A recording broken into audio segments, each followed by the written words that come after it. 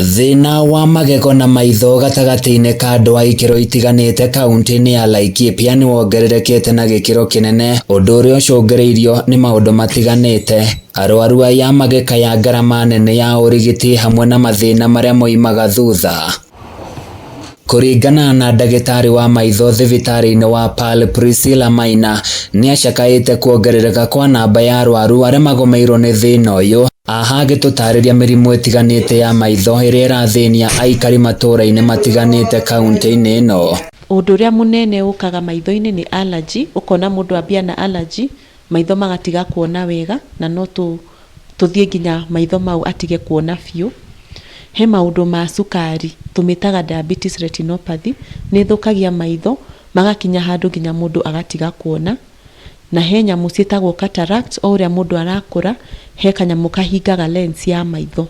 Maina aroiga aingi arwaru aria makoretwo makiamukira makoretwo mari na moritu ma kurigitwo mirimu ino, ona thengio wa gukurana ati mari na thina wa maitho kana magego. Ungikaigua mutwe ugigutura na maundu mau mangi maroneka matironeka, ni wega maitho marorwo, tondu angikorwo wina thina wa maitho wage kuona wega ni makuheaga kiongo gutura. No mwe wa maundu maria mangi manene ni mundu kwaga tu kuona wega, ukorwo short sighted kana long sighted, haria riu macicio maingiragira. Mwena-ini wake ndagitari wa magego Charles Garasho nake arambia gututariria mathina ma magego maria akoretwo akirigita gicunji kinene kia andu mwena uyu. Riria kini giakorwo kina thina ni kiimbaga, na rimwe mundu ni akoragwo akinunga kanua. Thina ucio ni uthondekagwo na njira ya guthambio, na ni tu advisaga mundu agekwo kindu twitaga full mouth scaling, no ho we mwenyewe ageka kindu twitaga flossing. Thina ungi tuonaga ni thina wa mayo gukorwo macenjetie kara, ni matumaga mundu akaigua very uncomfortable.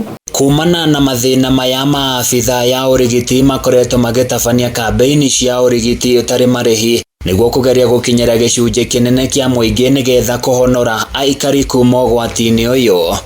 Handu-ini ya Kameme TV kuma Nyahururu kaunti-ini ya Laikipia, ni njitagwo Francis Mwangi wa Wawira.